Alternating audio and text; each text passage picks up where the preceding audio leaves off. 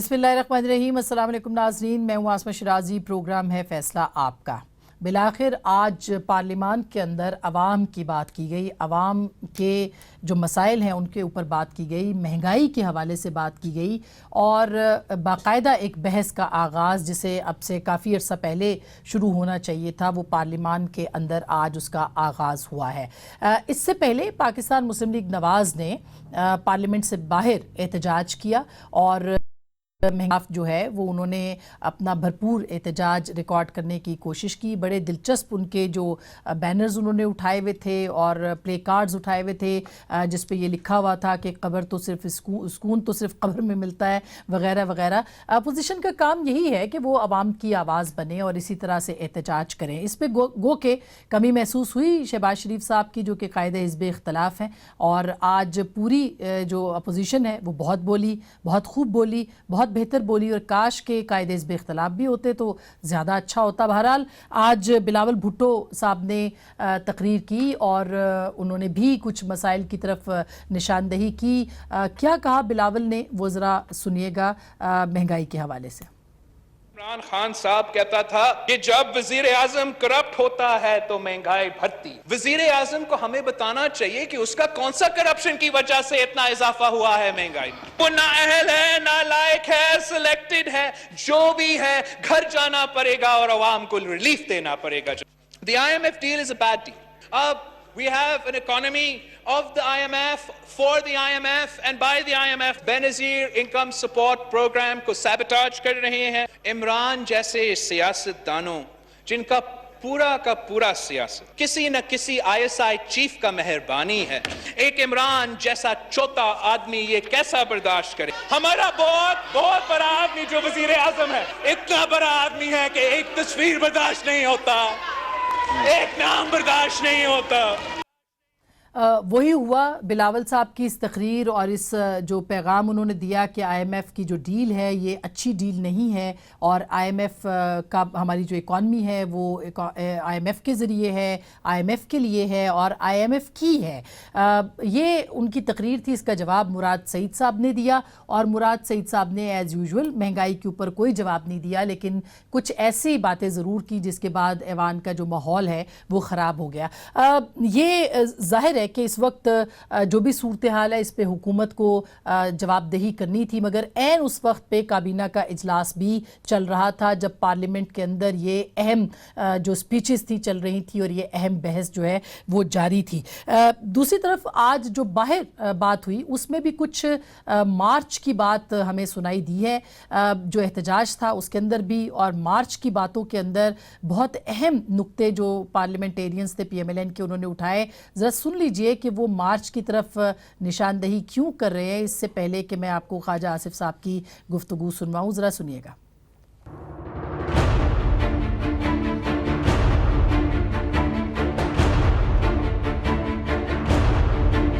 ہم نے بھی حکومت کو ہم نے کہا ان کو وقت دے دیں، نہ ہو گیا، عوام بھی تنگ آ گئے ہیں، لوگ بھی تنگ آ گئے ہیں۔ میں سمجھتا ہوں کہ let us march forward and march اور مارچ ٹورڈز اے ڈیسٹینیشن۔ کوئی کہتا تھا کہ جی آپ روٹی کم کھانی شروع کریں، کوئی کسی طرح کی طنز کرتا تھا، مانتے ہی نہیں تھے۔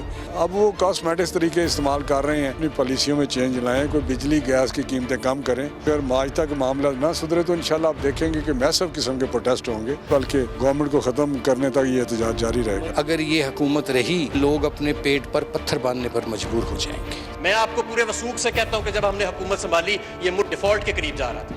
ہم خود اس چیز کا احساس کرتے ہیں کہ مہنگائی میں اضافہ ہوا ہے۔ یہ کوئی مقبول فیصلہ نہیں ہوتا، بجلی کے بل بڑھائیں، گیس کے بل بڑھائیں، یہ مشکل فیصلے ہوتے ہیں۔ یہ مشکل فیصلے ہیں، اسی لیے آج کابینہ کے اندر اس کے اوپر بات ہوئی تھی، اور کابینہ میں مختلف وزراء نے جب 15 ارب کی سبسڈی کی بات ہوئی یوٹیلیٹی سٹورز کے حوالے سے، اور ساتھ ہی 200 ارب روپے کے نئے ٹیکسوں کی بھی بات ہوئی، تو فواد چودھری صاحب اور پرویز خٹک صاحب جیسے جو لوگ ہیں انہوں نے یہ بات اٹھائی کہ سبسڈی دینے کی بجائے کیوں نہ پیٹرولیم پرائسز جو ہیں وہ کم کی جائے، کیونکہ اس وقت دنیا میں سب سے زیادہ کم جو اس وقت پیٹرول ہے وہ اس کی قیمت موجود ہے۔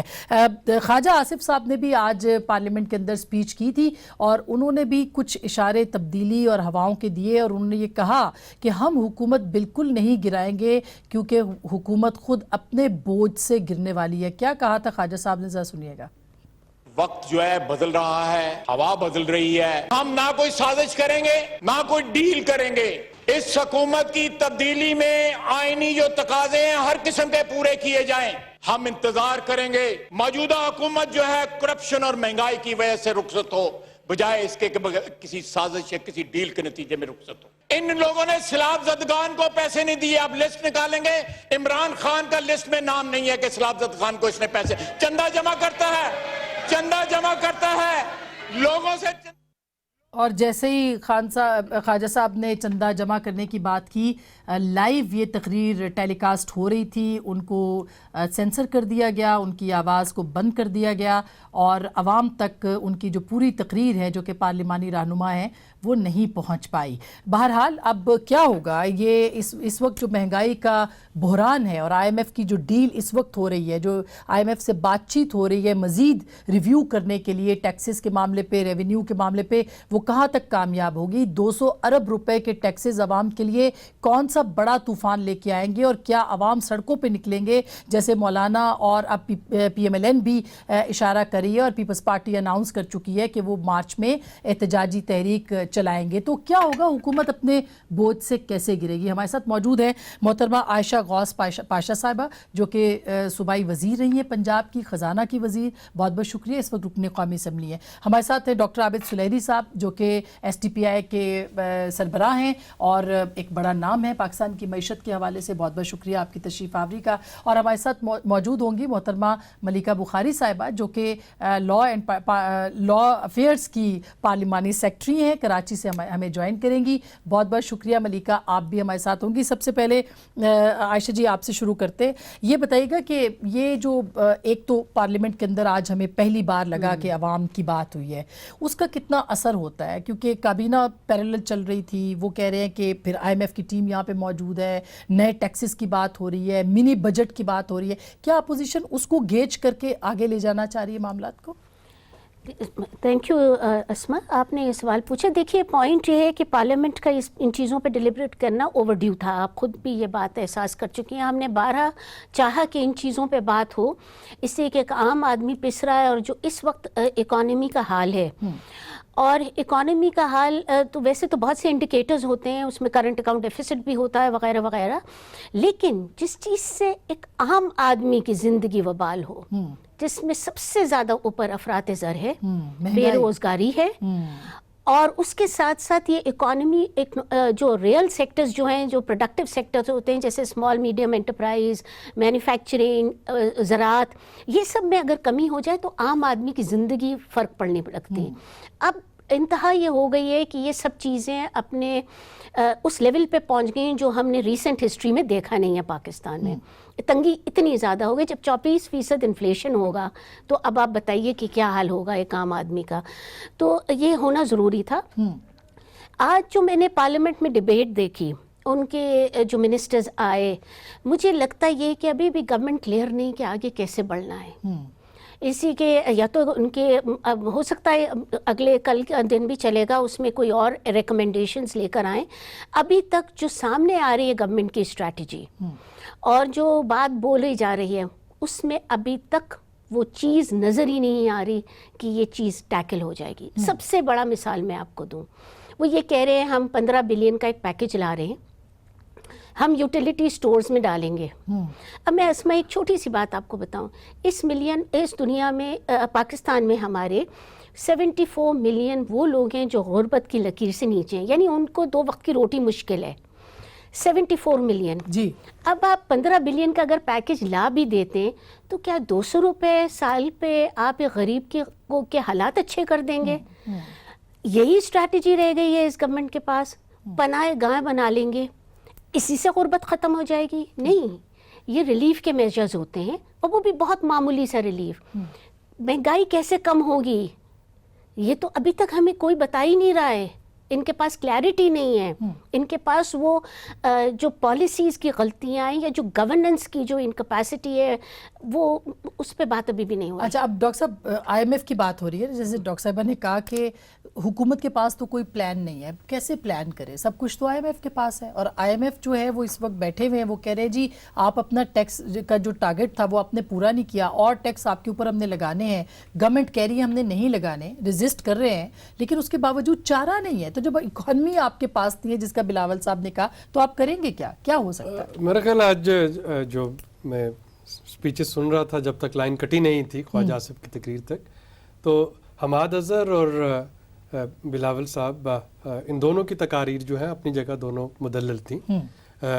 حماد اظہر صاحب نے سارے وہ جو چیزیں بیان کی, معروضی حالات جن کی بنا پہ آئی ایم ایف کی طرف جانا ضروری تھا, اور بلاول صاحب نے وہ سارے چیزوں کی طرف نشاندہی کی جو کہ عوام بھگت رہے ہیں. اب اگر ہم موجودہ ریویو پہ آتے ہیں تو میرا نہیں خیال کہ آئی ایم ایف کو بہت زیادہ ہارش اس وقت میئر لینے جا رہی ہوگی. جو کچھ چیزیں ہیں جو اس پروگرام میں طے پائی گئی ہیں, جی سادہ الفاظ میں بیان کروں تو کچھ ہمارے پرفارمنس ریویو ہیں حکومت کے, اور کچھ انڈیکیٹو ٹارگٹ ہیں. پرفارمنس ریویو کرائٹیریا میں 6 کے 6 جو ہیں وہ حکومت پورے کر چکی ہے. اگر ایک پرچہ آتا ہے امتحان کا, اس میں 10 سوال ہوتے ہیں, تو یقیناً آئی ایم ایف یہ نہیں کہہ رہی کہ 10 کے 10 لازمی ہیں وہ کرنے ہیں. اس میں سے کوئی 5-6 جو ایسے ہیں جس پہ کہ حکومت جو ہے وہ ابو ایوریج جا چکی ہے, خصوصاً جو ہمارے بیرونی کرنسی کے ذخائر ہیں ان میں تو حکومت سپٹمبر تک کے ٹارگٹ پورے کیے بیٹھی ہے. تو حکومت کے پاس تھوڑا بہت کوشن ہے جس میں یہ وہ کہہ سکے کہ جی ٹیکس نہیں بڑھانا ہے, اور اگر جو ریونیو ٹارگٹ پورا کرنا ہے وہ نان ٹیکس ریونیو سے پورا کرے گی. اب کتنا وہ آسان طریقے سے اس کو نیگوشیٹ کر سکتے ہیں. لیکن حفیظ شیخ صاحب اس دن ہمارے شو پہ تھے اور انہوں نے اس کو مسترد نہیں کیا کہ آپ پرائیویٹائزیشن کی طرف جائیں گے, نئے ٹیکسز کو وہ کہہ رہے تھے اوائڈ کریں گے, لیکن منی بجٹ بھی آنے کو ہے, اور اس کا بھی انہوں نے اشارہ دیا اکنامک مینجمنٹ کی صورت میں. منی بجٹ میرا خیال ہے آئی ایم ایف کو سمجھنا پڑے گا کہ اس وقت پاکستان کی جو پولیٹیکل اکانومی سچویشن ہے وہ ایک منی بجٹ کو کا متحمل نہیں ہے. اور یقینی طور پہ شاید ڈاکٹر صاحبہ میری بات سے متفق ہوں کہ اگر آج یہ حکومت چلی جاتی ہے کسی وجہ سے اور آپ اپوزیشن کو کہتے ہیں کہ وہ یہاں سے بھاگ دوڑ سنبھالے, تو یقینی طور پہ اپوزیشن بھی مہنگائی میں جو سارے جن ایشوز کی طرف بات کی گئی ہے اس پہ اوور نائٹ قابو نہیں پا سکے گی. تو اور اس چیز کا ادراک آئی ایم ایف کو بھی ہے کہ آئی ایم ایف پروگرام کا کون ویسے قابو پا سکے گا اگر کوئی اپوزیشن نہیں تو کوئی اور بھی, کیا گورنیبل چیزیں نہیں ہیں؟ جو کھانے پینے والی چیزیں ہیں یہ تقریباً 1-2 ماہ میں آپ دیکھیے گا میکسیمم 2 مہینے کے اندر یہ آٹا اور یہ چینی کی قیمتیں یہ اعتدال پہ آ رہی ہوں گی. ٹماٹر کی قیمت دیکھیں کہاں گئی تھی, آج وہی ٹماٹر آپ کو 50 روپے کلو 55 روپے کلو جو ہے وہ بازار میں مل رہا ہے. اسی طریقے سے یہ گندم کی قیمت, چینی کی قیمت, یہاں پہ ان سے مس مینجمنٹ ہوئی ہے, یہ گورننس فیلئر ہے. ہمیں صرف یہ دیکھنا ہوگا کہ کون سی چیز آئی ایم ایف کی وجہ سے مہنگی ہوتی ہے اور کون سی چیز ایڈمنسٹریٹو میئر کی وجہ سے مہنگی ہوتی ہے. آپ ایگری کر رہی ہیں کہ آئی ایم ایف کو ہمارے پاس کوشن ہے کہ ہم آئی ایم ایف کو کہیں کہ نہیں ابھی ہم منی بجٹ نہیں لا سکتے, پرائیویٹائزیشن کی طرف چلے جائیں, اس طرح کے میئرز لے لیں؟ دیکھیے اس وقت یہ اکانومی واقعی منی بجٹ نہیں ابزارب کر سکتی, اور اب یہ آئی ایم ایف کی ٹیم کو کنوے کرنا ہے اور ان کو یہ بتانا ہے کہ دیکھیں اگر آپ پیشنٹ کو ہی مار دیں گے تو پھر دواؤں کا تو فائدہ کچھ نہیں ہونے والا ہے نا. اکانومی جب کانٹریکٹ ہو رہی ہے تو آپ منی بجٹ اور ڈال کے اس کو تو بالکل ہی سفوکیٹ کر رہے ہیں. کہاں سے جب لوگ آلریڈی ٹیکس دے کے ان سے ختم ہو رہا ہے چڑھ گیا. تو یہ ان کی نیگوشیٹنگ کیپیبلٹیز ہیں, اور ان کو ضرورت یہ ہے کہ یہ اپنا ایک وے فارورڈ سمجھائیں کہ اب ہم آگے کس طرف لے کے جا رہے ہیں. ہر وقت آئی ایم ایف کے ڈکٹیٹس لینا یہ کوئی مناسب بات نہیں ہے. ہمیں پاکستان کے عام لوگوں کو سامنے رکھتے ہوئے, معیشت کو سامنے رکھتے ہوئے خود تجاویز دینی پڑے گی. اچھا, ملیکہ نے بھی ہمیں جوائن کیا. ملیکہ, سنجیدہ صورتحال ہے, آپ کو پتہ ہی ہے آج پارلیمان کے اندر کیا ہوا, تو کیا آپ کو کیا لگتا ہے, مطلب جب بھی مہنگائی کی بات ہوتی ہے, حکومت پہ سوال ہوتا ہے تو وہ ذاتی حملوں پہ آ جاتے ہیں, جواب تو کوئی نہیں دیتے. آپ کو کیا لگتا ہے اس طرح سے کب تک معاملہ چلے گا؟ تبدیلی کی ہواؤں کی بات خواجہ صاحب نے کی ہے. تھینک یو آسما. دیکھیے اچھا ہے کہ پارلیمان میں اکانومی کے اوپر ڈسکشن کرنے کی کوشش کی گئی ہے, کیونکہ پارلیمان کا فلور بنیادی عوام کے بنیادی مسائل ڈسکس کرنے کے لیے ہے. اور اس سے پہلے اس فلور کا جس طرح ضیاع کیا گیا اپوزیشن کے ممبران کی طرف سے کافی افسوسناک ہے. تو اچھا ہے کہ ایک ڈسکشن سٹارٹ ہوئی. ہم تو چاہتے ہیں کہ اکانومی کے اوپر ایک ڈیٹیل ڈسکشن ہو. ہم چاہتے ہیں کہ پاکستان کی عوام پارلیمان کے فلور سے یہ سمجھیں کہ کس طرح پاکستان مسلم لیگ نواز کی اور پیپلز پارٹی کی بھی ناقص پالیسیز کی وجہ سے ہم آج اس بہت گریو سچویشن کے اندر ہیں, جس کا پہلا سال تو ہم نے پاس کر لیا اور بڑی مشکل سے ہم نے کیا, کیونکہ ہمیں بہت ایک چیلنجنگ اکنامک سچویشن ملی تھی اور اس کو ہم نے پہلے تو ریکور کرنا تھا, اور ہم نے ریکور کیا الحمدللہ. اور وہ ہمارے میکرو اکنامک انڈیکیٹرز, چاہے وہ کرنٹ اکاؤنٹ خسارہ ہو, چاہے وہ گردشی قرضوں کے اندر اس کا ریڈکشن ہو, چاہے وہ ہماری ایکسپورٹس ہوں, چاہے وہ ہمارا فسکل ڈیفیسٹ, ہمارا جو مالی خسارہ ہے جو آپ پہلے 3 مہینے کا دیکھ لیں, اب وہ 285 ارب کے اوپر سرپلس کے اندر چلا گیا. سارے امپورٹنٹ انڈیکیٹرز ہیں, اور باہر کے جو عالمی ادارے ہیں انہوں نے بھی پاکستان تحریک انصاف کی معیشت کی پالیسی کے اوپر ایک ووٹ آف کانفیڈنس دیا ہے. چاہے وہ فچ ہو, وہ کہہ رہا ہے کہ آپ کی آڈٹ بک بیلنس ہے, چاہے وہ ایز آف ڈوئنگ بزنس کی ورلڈ بینک کی رینکنگ ہو جو ساؤتھ ایشیا کے ٹاپ 10 پرفارمنس کے اندر آئی ہے, 28 پوائنٹ انکریز ہوئی ہے, چاہے وہ موڈی سی کریڈٹ ریٹنگ ہو ملیکہ بالکل آپ صحیح کہہ رہی ہیں, لیکن میں آپ کو بتاؤں, یہ سب پاکستان کی ملیکہ اکنامک سچویشن کے اندر ایک ووٹ آف کانفیڈنس ہے. ورلڈ بینک کی بھی ویسے بھی آئی حال ہی میں رپورٹ, لیکن فچ سے یا ان سے کوئی معنی نہیں ہے. لوگوں کو یہ ہے کہ روٹی کپڑا اور مکان ان کو مل رہا ہے کہ نہیں مل رہا. 70 لاکھ لوگ غربت کی لکیر کے نیچے چلے گئے ہیں, اور اگر یہی صورتحال ہوئی تو 1 کروڑ اور چلا جائے گا اس سال. آپ کہاں سے, مطلب آپ کو لگتا نہیں ہے کہ ایک پولیٹیکل گورنمنٹ کیسے سروائیو کر سکتی ہے اگر اس طرح کی سچویشن ہوئی؟ تو پھر تبدیلی کی باتیں کیوں نہ کرے اپوزیشن؟ جی دیکھیں آسما, تبدیلی کی باتیں تو خواہشات کے اوپر مبنی ہیں, اور خواہشات پہ کبھی قدغن لگ نہیں سکتی. اپوزیشن کے ممبران کی جو خواہشات ہیں اس کو وہ ضرور رکھیں, بٹ میں ایک ریزن ڈیبیٹ آپ کے ساتھ کرنا چاہتی ہوں اس پورے پولیٹیکل سیناریو کو سائڈ کے اوپر رکھ کے. دیکھیں آپ دیکھیے کہ ہم تو نہیں چاہتے کہ پاکستان کی عوام سفر کرے, ہم نہیں چاہتے کہ ہم تبدیلی کے سلوگن کے ساتھ آئے ہیں اور پاکستان کی عوام کے اوپر ایک معاشی بحران ڈال دیں یا افراط زر اتنی بڑھا دیں کہ ان کی زندگی, عام زندگی مشکل ہو جائے. لیکن آسما یہ ضروری ہے کہ پاکستان کی عوام کو یہ سمجھایا جائے, یہ انڈرسٹینڈ وہ کریں کہ افراط زر بڑھتی کیسے ہے, افراط زر کے اوپر ایسے کیسے انڈیکیٹرز, ایسے فیکٹرز مبنی ہوئے کہ افراط زر یہاں تک پہنچ گئی. دیکھیں IMF کی رپورٹ 2018 میں آئی تھی, اس کے اندر انہوں نے لکھا تھا کہ پاکستان مسلم لیگ نواز کی حکومت failed to structurally reform the economy of Pakistan. اس کو اردو میں سمجھا دوں, اس کا مطلب یہ ہے کہ انہوں نے اپنے دور حکومت میں ایسے فیصلے کیے جس نے ان کو الیکشن تو جتوا دیے, لیکن پاکستان کی اکانومی کو انہوں نے دبا دیا. اچھا, افراط زر کی بات ہوتی ہے, افراط زر جو ہے وہ 3 امپورٹنٹ فیکٹرز سے لنکڈ ہے. اسٹیٹ بینک سے بوروئنگ جو ہماری زیرو پالیسی ہے ہم نے نہیں کی اس پورے مالی سال آپ نے ایڈوانس میں کر لی نا, آپ نے ایڈوانس میں کر لی, آپ نے بالکل شروع میں کر لی جب IMF میں. اس کے بعد آئل پرائسز, اچھا نہیں مگر ٹھیک ہے, آئل پرائسز دیکھیں یہ دونوں آج آپ نے بلاول صاحب کی تقریر دو باتیں اور بتا دوں. جی ملیکہ, بلاول صاحب یہ کہہ رہے ہیں کہ 25 ارب روپے ہر روز پاکستان کا قرضہ ہے, اور جس طرح کی صورتحال ہے کہیں نادہندہ نہ ہو جائے پاکستان, یہ سب سے بڑا کنسرن ہے. میں ایک چھوٹی سی بریک لے لیتی ہوں, بریک کے بعد ڈاکٹر صاحب آپ سے بھی پوچھ لیں گے. بریک کے بعد ہم آتے ہیں کہ یہ جو اعداد و شمار ہیں یہ لے کے کدھر جا رہے ہیں. کیا اپوزیشن جو کہتی ہے, کچھ دن پہلے شاہد خاقان عباسی نے بھی کہا, زردائی صاحب بھی کہتے ہیں کہ اگر اسی طرح چلتا رہا تو یہ حکومت, یہ ملک نہیں چل سکے گا. وہ کیوں کہتے ہیں, کیوں ان کو کیا خطرات ہے کہ وہ یہ کہتے ہیں کہ ملک نہیں چل سکے گا, ان گورنیبل کیوں ہو رہے ہیں؟ بریک کے بعد اس کے بعد بات کریں گے, ہمارے ساتھ رہیے گا.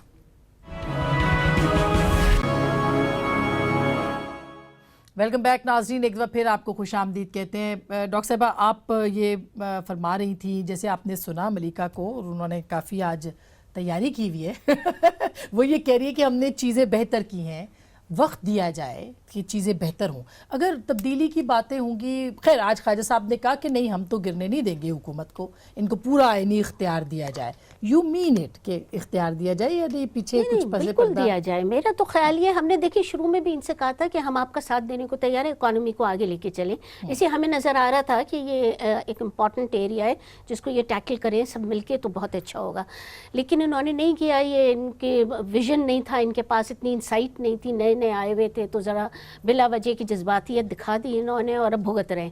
خیر اینی وے، اب میں آپ کو چھوٹا سا، ہم تو یہ چاہتے ہیں کہ یہ نکل آئے، لیکن مجھے اسما، کیونکہ ملائکہ اس سے پہلے بات کر رہی تھی کازز آف انفلیشن، اگر آپ مجھے ایک منٹ دیں تو میں آپ کو ذرا کلیئر کروں.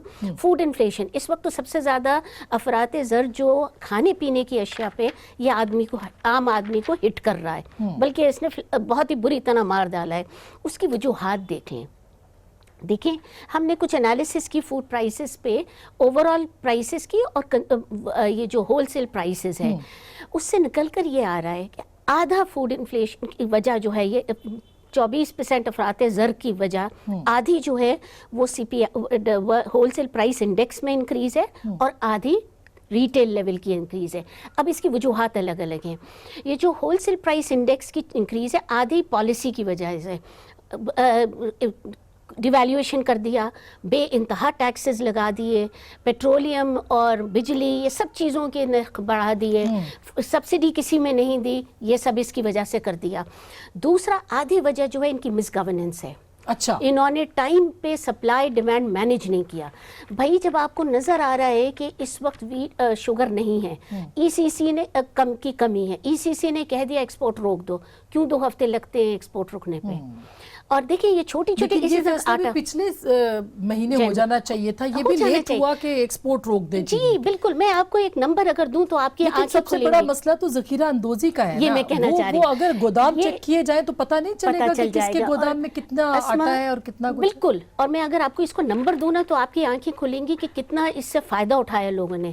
جو آٹے کی اور چینی کی کنزمپشن ہے ہائر پرائسز پہ، تقریباً کوئی 40 بلین پاکستانی عوام کی جیب سے نکل کے ان ہولڈرز کی جیب میں گیا ہے. اچھا، 40 بلین. اور یہ کرپشن ہے، یہ کرپشن ہے، یہ مس مینجمنٹ ہے. یہی ڈاکٹر صاحب یہ چینی کا بھی نمبر لے لیں، تقریباً کوئی 10 بلین. 40-50 ارب روپے ان کی مس گورننس کی وجہ سے جو نکل کے لوگوں کی جیب سے کچھ لوگوں کی جیب میں گئے. اس کا جواب دہ کون ہے؟ یہ ڈاکٹر صاحب آپ کو کیا لگتا ہے کون جواب دہ ہے؟ ای سی سی پہلے پابندی لگاتی ہے، پھر پابندی اٹھاتی ہے، آٹے کا کرائسس پیدا ہوتا ہے، اسی طرح چینی کا کرائسس.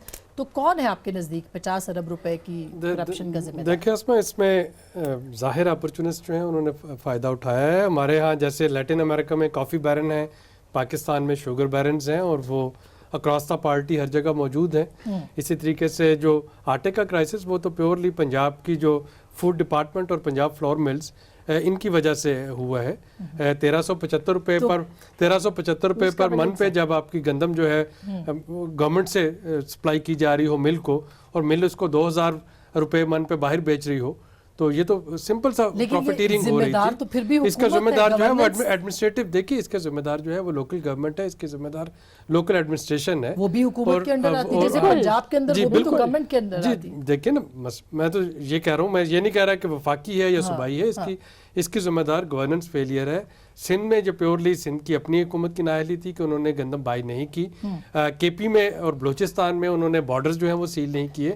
تو یہ سب اس میں میرا خیال ہے یہ اجتماعی گورننس فیلئر ہے. اس میں آپ کسی ایک پولیٹیکل پارٹی کو شاید مورد الزام نہیں ٹھہرا سکتے، لیکن مجھے جو اگلا ڈر ہے وہ یہ ہے کہ اگر یہ ایڈمنسٹریٹو فیلئر اپنی جگہ پہ قائم رہتے ہیں تو یوٹیلیٹی سٹورز کے ذریعے ہم جو سبسڈی دینے جا رہے ہیں، اگر وہاں پہ گورننس نہیں ہوگی تو وہاں پہ پھر ڈائیورشن کے اور کرپشن کے چانسز ہوں گے. تو مسئلہ گورننس کا ہوا کہ آپ سبسڈائز ریٹ پہ دے دیں، بالکل دال چاول وہاں پہ چینی دے دیں. اچھا، یہی بات ہے آج جو ڈاکٹر صاحب کہہ رہے ہیں ملیکہ، کہ وہ کہہ رہے ہیں کہ سبسڈی دینے کا مسئلہ نہیں ہے، مسئلہ یہ ہے کہ آپ اس کو نافذ نہیں کر پا رہے ہیں، آپ اس کو پوری طرح سے امپلیمنٹ نہیں کر پا رہے ہیں. آپ کی گورننس کے ایشوز ہیں، اس سے زیادہ ایشوز نہیں ہیں.